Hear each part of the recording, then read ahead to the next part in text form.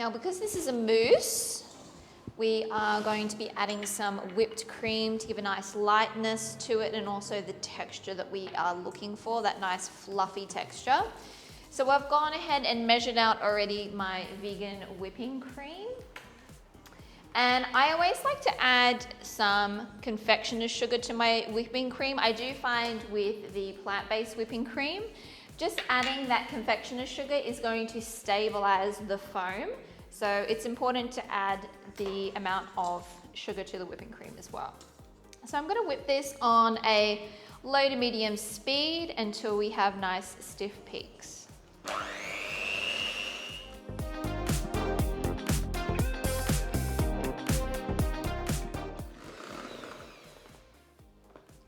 Now we've got nice stiff peaks, we can set our cream aside. Now in my other bowl here I have my vegan cream cheese, which I've already prepared, our fromage frise. And I'm just going to beat this until it is nice and smooth. Sometimes it can get a little bit firm in the refrigerator. We just want to, make sure it's smooth.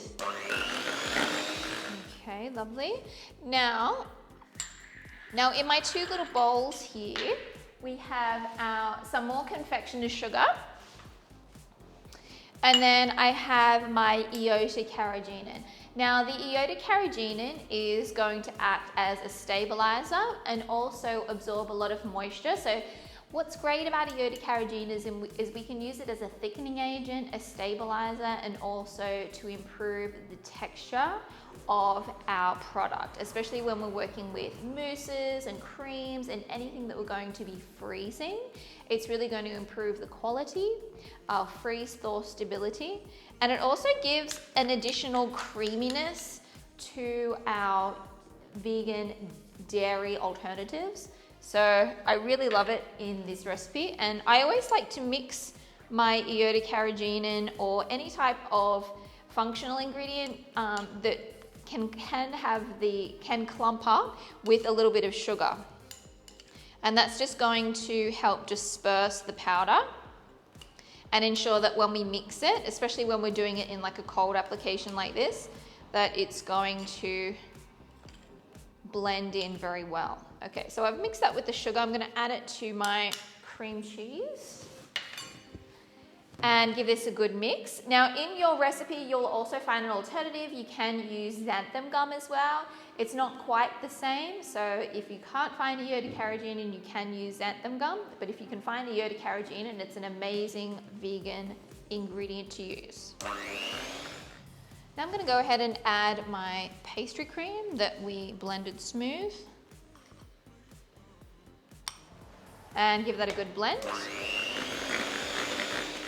Now we can start adding our vegan whipped cream to our base. And we just want to fold this through, keeping it nice and light.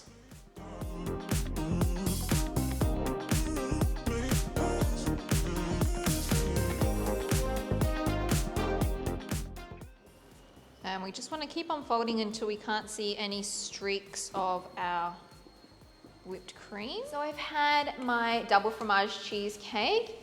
It has cooled in the oven for a couple of hours, and then I had it in the fridge for a few hours. So it's completely set now. And you'll notice if you touch it, it is a lot softer than, say, a traditional New York style baked cheesecake. And that's completely normal. That's the texture that we are going for. And it will have shrunk a little bit or reduced down from when you first saw it in the oven when it was done. So that is normal, that's why it's kind of a little bit wrinkly. We're gonna put our mousse on top now.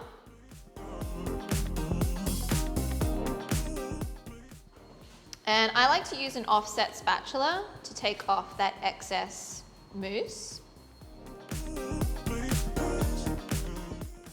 Now you're gonna have some mousse left over, maybe not as much as mine, but just pop that into the fridge because we're going to be using this later when we start decorating. And I'm going to put this into the freezer. I'm just lightly putting some cling wrap on top, especially if your freezer has some different ingredients in there. We just don't want any other smells getting into our cheesecake. So I like to cover it. So I'm gonna pop this into the freezer for about 2 to 3 hours. I want it to firm up just so it's much easier to release it from the form and for us to complete the look of our cheesecake.